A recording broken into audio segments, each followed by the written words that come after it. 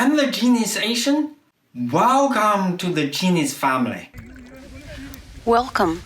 In this video, we'll explore some of the most captivating destinations in the magnificent Canadian Rockies, a region filled with crystal clear lakes, lush forests, and rugged mountain vistas. This video guides you through 20 most visited sites in Banff, Jasper, and Yoho National Parks. Obviously, you can't visit all 20 in one day. How do you efficiently organize your schedule or fit in more places if you have limited time? We ranked the 20 attractions in terms of popularity. If you have limited time, you need to make sure you don't miss those ranked 1 to 10. For the next 10 less popular ones, we show the approximate time that is needed to just have a quick visit.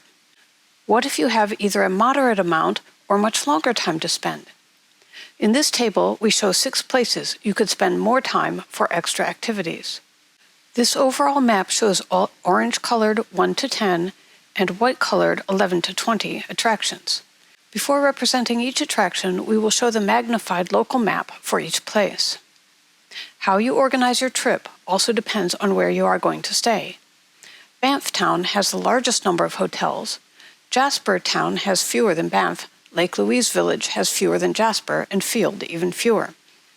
It may be easier to find a place to stay where there are more hotels, or you may like a place with fewer people around.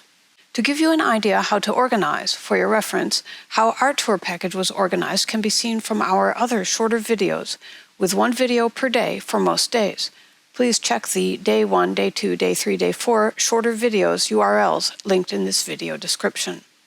One of the big reasons people come to Alberta, Canada is to see the beautiful mountains and lakes. Here are some of the most visited lakes, and also the second column there tells you approximately how many visitors each one gets each year. The other remarkable thing about these lakes is that they are amazing hues of blues and greens. We haven't seen anyone else explain how come these lakes have various colors and such fantastic colors, but we will explain in detail later. If you're staying in Banff, there are a lot of places to see within an easy drive. Most popular is probably Lake Louise. When you get to Lake Louise, you'll park at the end where you see here on the map, it's marked with the Fairmont Chateau, Fairmont Hotel. There'll be fairly large crowds there, but you can walk along the trail to the side. You see marked there. You can walk all the way along until you get to Victoria Glacier runoff. You'll lose a lot of the people if you do that. Doesn't take too long. It's about 1.1 miles from the hotel to the glacier runoff. Many people come to see this window, not only because it offers a stunning view of the lake from the Fairmont Chateau, but also because this is a window from which a very well-known and very expensive photo was taken. The Lake Louise window photo was taken by photographer Galen Rawle in 1979. The photo shows the Fairmont Chateau Lake Louise Hotel reflected in the calm waters of Lake Louise. It was sold for $1.2 million in 2014, making it one of the most expensive photographs ever sold. Inside the Fairmont Hotel are some stair railings which use a kind of rock known as Jasper limestone. This kind of rock is unique because it is very cool to the touch. It's a type of sedimentary rock that was formed from the remains of marine organisms that lived near the bottom of the ocean millions of years ago. So when someone says, the rock came from the bottom of the ocean, that is true. However, it was actually quarried from a nearby location called the Mount Royal Quarry, because many of the mountains and rocks around in this area were originally at the bottom of the ocean, even though they no longer are. Okay, this is a view from the hotel, obviously looking out over the lake. At the end of the lake is the glacier runoff. And so this is the view that people are coming to see, this view out over the lake towards the end there with the mountains rising on both sides and the beautiful blue color. Then we walked along the Lakeshore Trail, and we did take some pictures looking back at the hotel as we walked along. This is one of them. You can really shows up why it is referred to as the Fairmont Chateau. And then you walk along the trail for about a mile. You'll get to where it ends at the glacier runoff. Although actually there are trails that go along farther, but if you just want to get to the end of the lake, it's a little bit over a mile. Okay. And then here we have some shots nearing the end of the lake and at the end of the lake.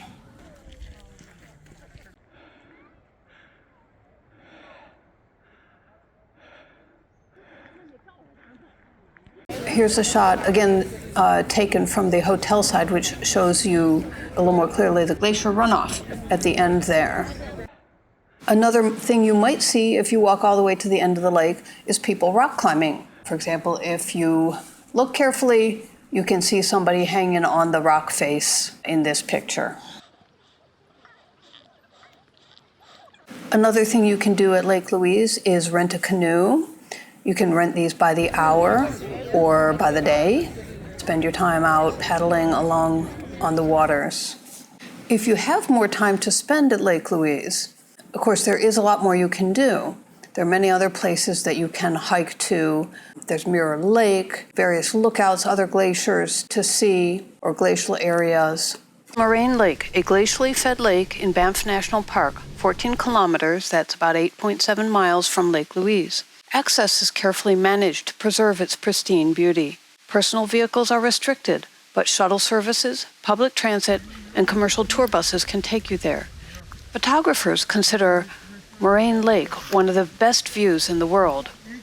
There's no image more iconic of the Canadian Rockies than Moraine Lake, which is renowned for surreal azure blue waters and the backdrop of the 10 Peaks. The map shows the valley of the 10 Peaks. If you ever forget their names, the names of the 10 peaks, come back to my video to see my map. If you don't have much time, there are two ways to view the lake. One is a short walk up to the top of the rock pile trail that almost anyone can accomplish. It is about a 30-minute round trip. The second is the Moraine Lake Shoreline Trail. From the canoe docks, this is a flat trail that works its way along the lake's shoreline and back. It's a beautiful trail that moves in and out of the forest with great lake views and mountains. It is about 2.9 kilometers. At the end of the hike is a boardwalk near the waters flowing down from Chumna Pass. There are two significant signature features of Moraine Lake. One is the deep azure blue. The second is the backdrop of the famed 10 Peaks. You can see some of the peaks even on the road driving to the lake. The images of Moraine Lake and its surroundings are famous enough to have been featured not only on Google's Android OS, Bing, but also on Canadian currency, on the reverse side of the 1969 and 1979 issues of the Canadian $20 bill. Side note, it is interesting that the new Canadian bills all now have these transparent windows.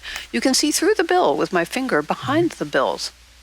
If you're staying in Banff, there are a lot of places to see within an easy drive.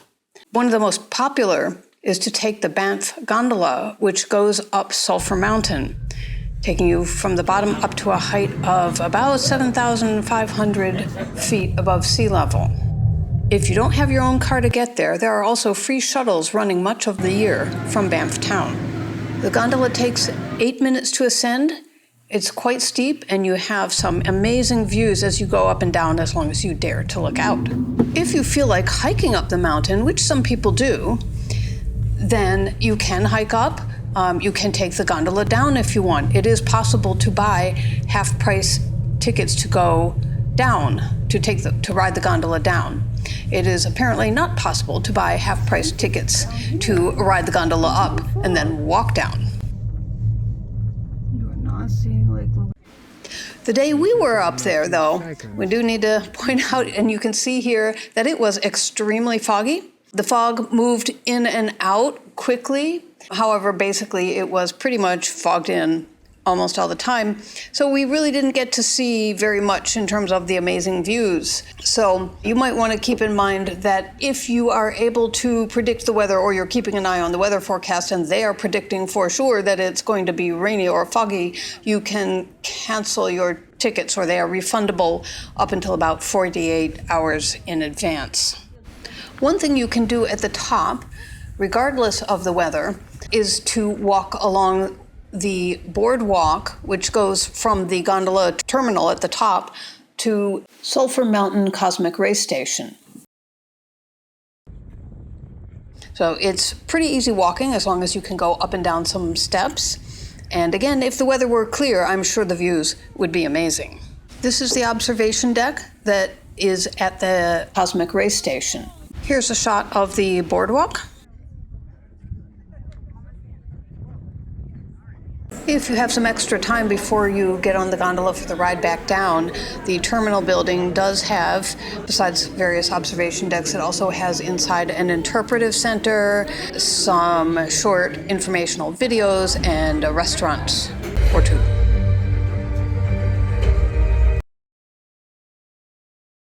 A short drive away, you'll find Emerald Lake in Yoho National Park.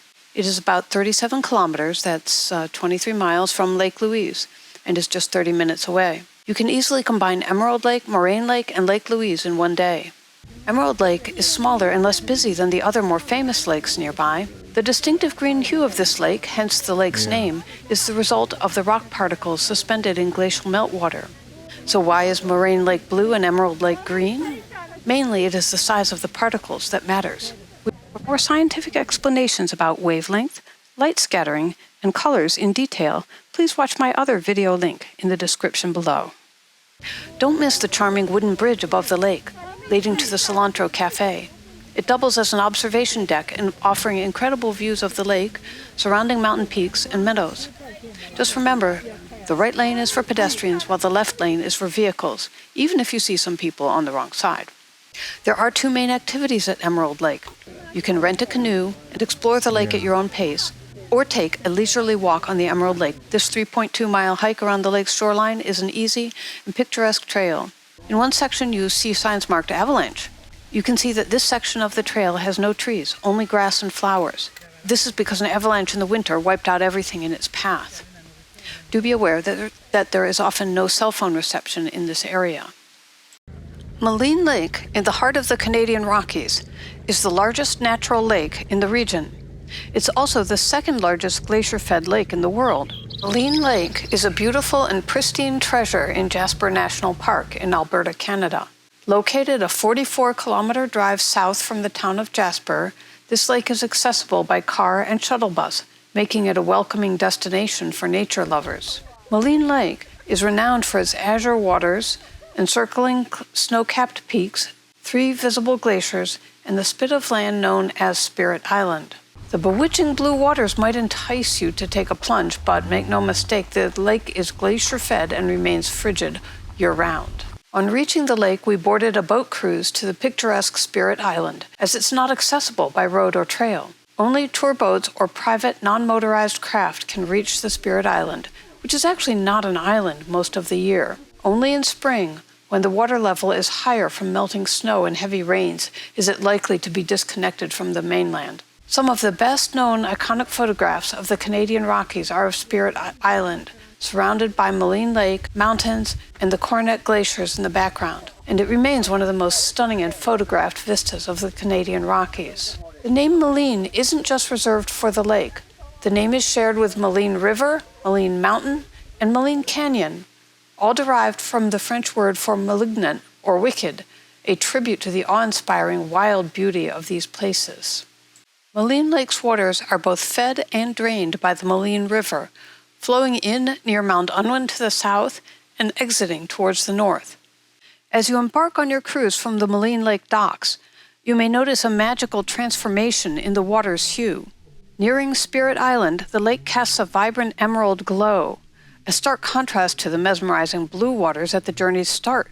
This change isn't just a whimsical play of nature, but a marvelous scientific phenomenon. As you move further south, closer to the glaciers, the rock flour within the water begins to settle. This results in a fascinating shift in color, along the gradient from deep blue to emerald green. This phenomenon is enabled by the length of the lake, which is one of the longest in the Canadian Rocky Mountains, allowing the rock flour to settle gradually as the water flows from one end to the other. For a further look into the science behind this color transformation, be sure to check out my other video. The famed 44-kilometer Skyline Trail, a high-altitude multi-day hike, begins at Maligne Lake and concludes near the town of Jasper. Popular day excursions include the Opal Hills and Bald Hills loops, each offering their own unique glimpses into the region's splendors. Our journey continues as we go on to Johnston Canyon, situated between Banff and Lake Louise. This unique canyon features catwalks suspended along limestone walls, offering spectacular views of the canyon's formation. The main attractions on the walk are two large waterfalls, the Lower Falls and the Upper Falls. The Lower Fall Trail is 1.1 kilometers, about 0.7 miles. From the Lower Falls to the Upper Falls is an additional 1.7 kilometers, about 1 mile, with 6 more waterfalls, some of them shown here. Some visitors choose to turn back after the first falls. If you turn back, you should stop at this solid metal bridge, and the best place to enjoy the Johnston Canyon Lower Falls is by walking into the small tunnel on the far side of the bridge. When we got to this bridge, our biggest problem was that there were too many people waiting at the bridge to have a chance to go into the small, narrow tunnel. I talked to people ahead of me. They said that they had already waited there for half an hour and they didn't want to change the rule of not sharing the viewing area so that only one family or one group or even one couple at a time was entering the viewing area. I tried to remind everyone not to take too long. Please leave comments below if you have had a similar experience or have any suggestions on how to shorten wait times or whether or not it is worth this long wait. If you can't wait, this is what it looks like after you enter the short tunnel or cave. You can judge yourself whether or not it is worth the long wait.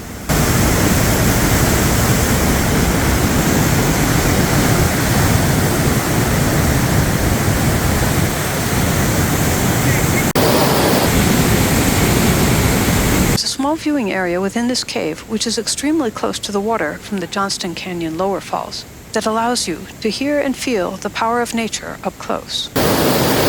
Johnston Canyon is quite a popular spot, so arriving early is your best bet to avoid the crowds.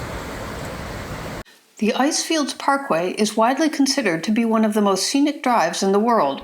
There are so many breathtaking places along the way that you will need to watch our videos carefully and find a balance of what is for you worth seeing and what is better to skip if you have limited time. You should follow the Icefields Parkway to Columbia Icefield Discovery Center. From there, you can go to the two most visited places, the Columbia Icefield Skywalk and the Athabasca Glacier. Columbia Icefield Discovery Center has restrooms and a gift shop and a restaurant on the second floor. You can also book the glacier tours and skywalk here. While you are waiting for a tour, you can visit the modest museum with a small theater on the lower level. It is not well marked. You do need to go down one level from the main floor to find it. From the Icefield Discovery Center, you board a bus which takes you to the beginning point of the skywalk. An award-winning piece of engineering sitting over the Sunwapta Valley, the Columbia Icefield Skywalk is a glass-floored lookout extending from a cliff about 918 feet or 280 meters above the valley floor. It offers a thrilling walk around the observation platform, with just glass between you and the world below. It can be quite daunting, but it will give you a truly memorable view of the stunning environment. You can sit or stand on the bridge as long as you like, or walk around it as many times as you like. Here's a hint for those who are feeling nervous about the glass floor. It does get easier each time, and while you may be clutching the side rails and not looking down your first time around, after a few trips around, you will probably be able to walk easily and look down through the glass without fear.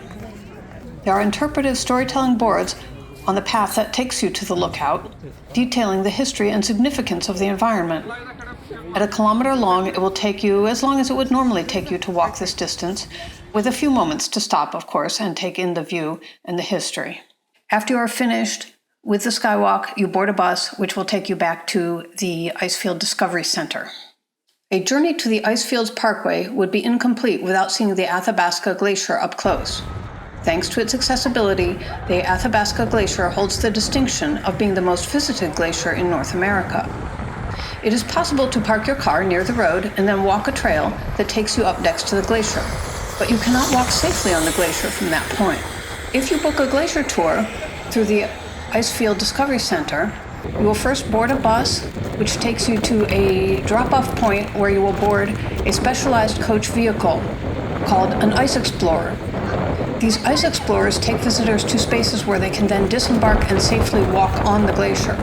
With massive low-pressure tires, these coaches ensure minimal impact on the glacier's delicate environment. Extra-large side and top windows provide greater all-around visibility as your guide explains the glacier environment. Here, the vehicle stops so that the water can wash off the dirt on the tires from the road below to minimize the impact to the natural state of the glacier. Also, while you see the dirt or rocks alongside the road, in fact, underneath, there is all ice. It is not solid dirt or rocks. You can see from here there are cracks that expose the glacier color. And as you step onto the glacier, you will see up close the glacier's mesmerizing blues peeking through the cracks and crevices. You have heard of ice fields and glaciers. Actually, what is the difference between an ice field, a glacier, an ice cap, and an ice sheet? Well, first is size. Glaciers are the smallest of this set, and they are often forming around the edges of ice fields. Ice fields are larger than glaciers, but smaller than ice caps. Ice fields are expansive, flat areas of ice, like the Columbia Ice Field, which covers 325 square kilometers. Ice caps are dome-shaped masses of ice that cover less than 50,000 kilometers squared, and ice sheets, which are even vaster expanses of ice covering more than 50,000 kilometers squared. Second is how they form. Where the landscape is flat, an ice field can form. Glaciers often form towards the edge of an ice field and are, however slowly, moving down a slope. Ice caps and ice sheets are dome-shaped masses of glacier ice that spread out in all directions and cover surrounding terrain, and the temperature remains below freezing year-round, creating a thick, compacted buildup of ice. The Columbia Ice Field, which is 100 meters to 365 meters in depth, is the largest ice field in the Rocky Mountains. It includes 30 glaciers covering almost 325 square kilometers. It is surrounded by 11 mountains, including the highest mountain in Alberta, Mount Columbia. Meltwater from the ice field feeds 3 major rivers, the Columbia, Athabasca, and Saskatchewan rivers.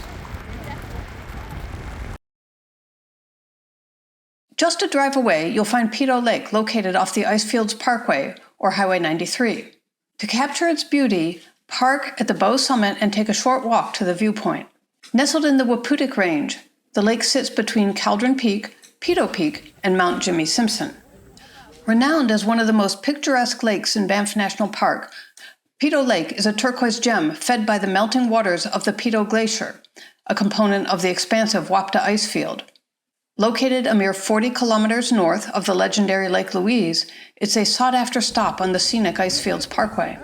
The view over Peyto Lake offers a panorama that's arguably one of Banff's finest. A dream for photographers, this spot offers a different charm than Moraine Lake, yet it's equally breathtaking. Perhaps its somewhat more remote access is why it witnesses fewer visitors. But make no mistake, the allure of Peyto Lake's viewpoint makes it a top recommendation for things to do in Banff. In recent years, there's been renewed attention to this spot. In 2021, Parks Canada undertook significant improvements to the lake viewpoint, walking trails, and parking areas, enhancing the visitor experience. Let's elevate our journey with the Lake Louise Gondola, just a 10-minute drive from Lake Louise. Our tour provider had arranged a combined ride and lunch ticket that included a buffet lunch at the Lodge of 10 Peaks at the base of the gondola. The buffet lunch was nothing special, but okay if you really need something to eat. Here is the big sign, which marks the start of the gondola. Unlike the Banff Gondola, which is only for sightseeing, the Lake Louise Gondola serves the ski resort in winter and is a sightseeing destination in summer. Also, there is no separate walking trail up to the top of the Lake Louise Gondola. Riding the 14-minute Lake Louise Gondola up Whitehorn Mountain in the summer offers several unique opportunities. You can discover breathtaking views of the Lake Louise area with minimal effort. You can explore the hiking trails at the top, and, we were told, you have a fairly good chance of spotting wildlife, including bears.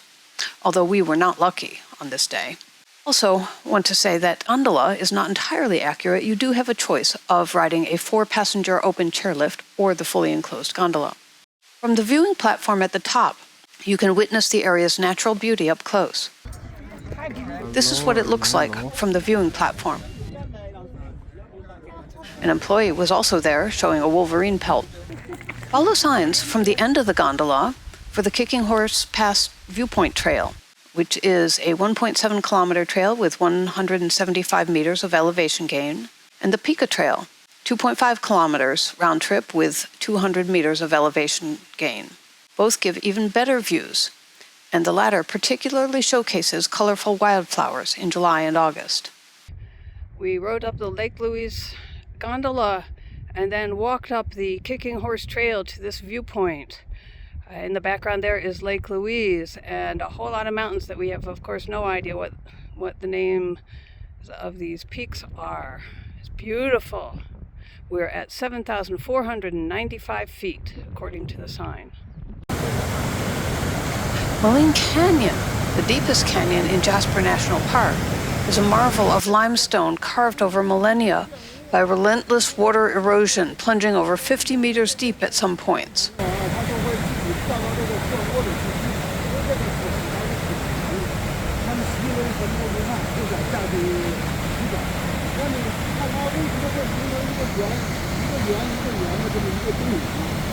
Much of the water rushing through the canyon originates from Medicine Lake, located 14 kilometers away, traveling through an underground cave system before re-emerging. The ever-eroding canyon presents a narrative of time as the continuous swirling water gradually reshapes the rocky facade.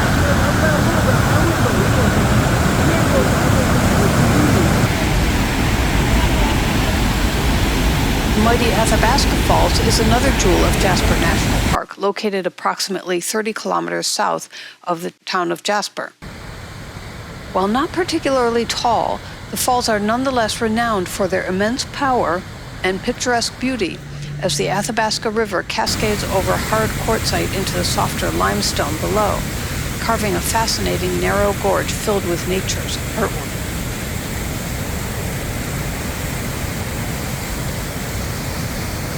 Another fun destination is Bow Falls. You can actually walk there from the town in about a half hour or so.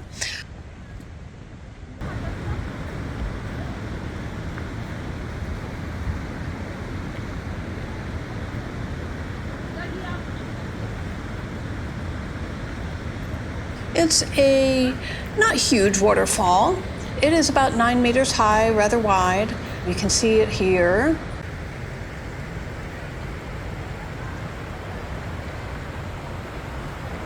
And you can also see that there are people who like to go canoeing or kayaking on the river below the falls, not above the falls.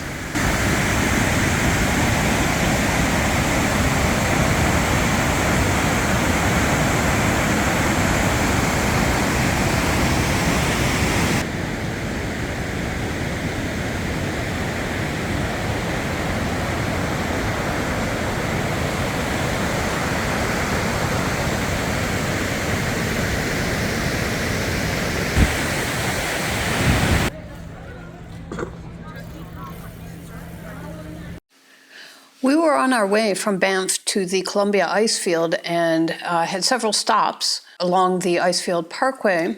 One of them was at the Crowfoot Glacier. Crowfoot Glacier is on Crowfoot Mountain.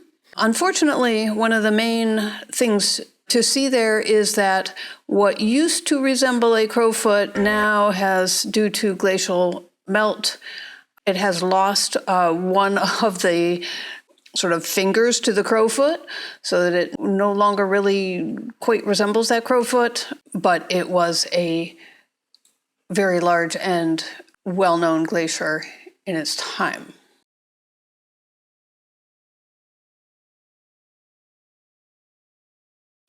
The shimmering blue Bow Lake, flanked by the dramatic rock wall of Crowfoot Mountain, adorned with hanging glaciers, is one of the most popular stops for photographers to Banff National Park, and is the origin of the Bow River. The runoff from Crowfoot Glacier plays a vital role in supplying water to the Bow River, a magnificent wide river which carves its way through the mountains down to the city of Calgary and winds down further to the Alberta prairies. The heights of the gondola, we descend to the Natural Bridge. Natural Bridge is 7.5 kilometers from Emerald Lake, a remarkable natural rock formation that stands as a testament to the power of water in shaping our landscapes. The natural bridge carved by the relentless force of the Kicking Horse River serves as a striking reminder of nature's sculpting prowess. Softer rock found below the natural bridge's hard limestone band eroded more quickly, and fissures in the rock widened until the flow of water was diverted below the outcrop. Spiral Tunnel is 12 kilometers from Natural Bridge.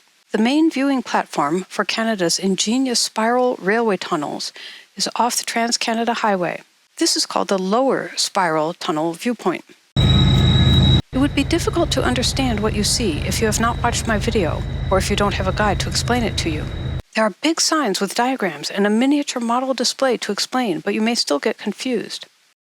Basically, you are here, and there are two tunnels. One is the Upper Spiral Tunnel, and the other one is the Lower Spiral Tunnel. The point number 1 is one end, and the number 2 is the other end of the Lower Spiral Tunnel. However, since there are trees blocking our view in this clip, you don't see the number 1 end of the tunnel, but you can see the number 2 end of the tunnel. The spiral tunnel system is an ingenious railway path that allows trains to navigate the challenging terrain of Kicking Horse Pass. As long trains traverse the tunnels, they crisscross beneath or above themselves, a breathtaking sight.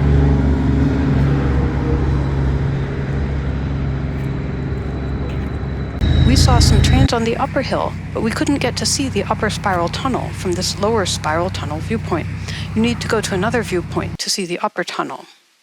If you're staying in Banff, there are a lot of places to see. You might want to go on to the Hoodoo lookout. What is a hoodoo? A hoodoo is a rock formation, which is a spire that shoots directly out from the ground and creates a rather interesting shape. It's a natural rock formation that exists in some places, created by erosion and weathering. You can see the arrow pointing at one here. And so, again, they're just kind of interesting geologically, and there are signboards there explaining a little bit better. Another spot not far away from Bow Falls is called Pratt's Corner Viewpoint. You come up to this corner, you pull off, there's a small parking lot, and as you look across the river, because you're up pretty high, so you look across the river, or you take a very short little, like 200-meter trail up even higher, and you look across, and whoop, there is the Fairmont Banff Springs Hotel. You can see it's quite a large and impressive building there. And Sulphur Mountain is in the background, at least on clear days. Medicine Lake, 20 kilometers southeast of Jasper Town, is part of the remarkable Maligne Valley watershed, primarily glacier-fed. It's a geological marvel, not a typical lake, but rather a zone where the Maligne River backs up, eventually disappearing underground.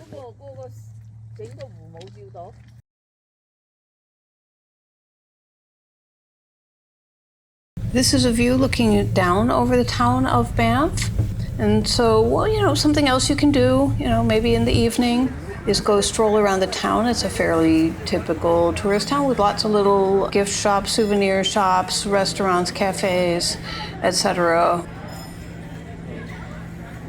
We ourselves stopped to get some ice cream, and it was a very popular ice cream shop, I might say, with some very interestingly named flavors. Castle Mountain is approximately halfway between Banff and Lake Louise when you drive the Trans-Canada Highway. It has the steep, continuous fall line runs and was named for its castle-like appearance. If you stay in Lake Louise Village, you can take a 2.8 kilometer trail to reach Lake Louise. Hike through a thick subalpine forest trail following the length of Louise Creek. A great way to connect with the natural beauty of this region. Thanks for joining us on this journey in the Canadian Rockies. These are just a few of the many marvelous places to explore. Stay tuned for more adventures, and don't forget to subscribe for future travel experiences. The town of Jasper offers a respite from the crowds typically found in Banff, providing a better chance for wildlife encounters. While both parks boast elk, deer, bear, coyotes, and wolves, your odds of spotting a bear are higher in Jasper, as we did. A trip to Maligne Lake often comes with wildlife sightings. In this case, we were lucky enough to see a bear family, mother with 2 cubs, making their way along a roadside.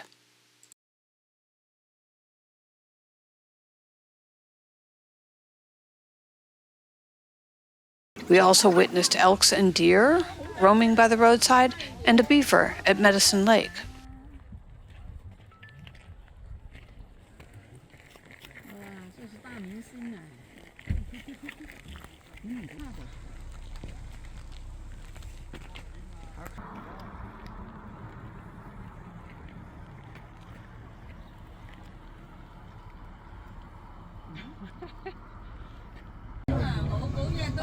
We're told that sometimes you can see wildlife as you're riding the gondola or as you walk along the boardwalk. We were not so fortunate, except for the many chipmunks scurrying around.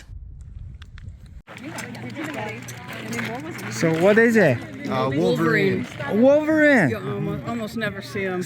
So this is a real one? No, it's not moving. Yeah, no, it's not alive. Not alive? Extremely dangerous. Yeah. Okay. I wouldn't be holding it if it's alive. Oh, Wolverine. So that's the movie? The name of the movie, but yeah. Okay.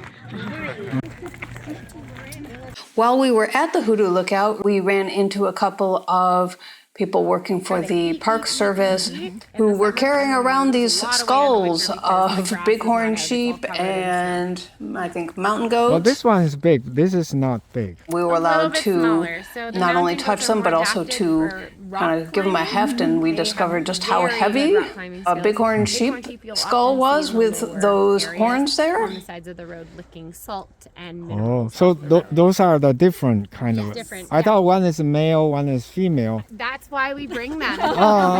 You got us. You got us. So this is a male bighorn sheep, and this is a male mountain goat. Oh, the mountain goat all white, shaggy fur, shaggy white fur, really, really bright white. This is the color, kind of a sandy beige. Can you climb up the mountain? Along the road, we also got to see the wildlife overpasses that this region is famous for. There are also a lot of underpasses for wildlife, but because those won't go under the road, we didn't see them. Share this with people who you know that need it. Leave your own genius tips in the comment section below. Don't forget, I'm the Genius Asian. Subscribe for more useful videos.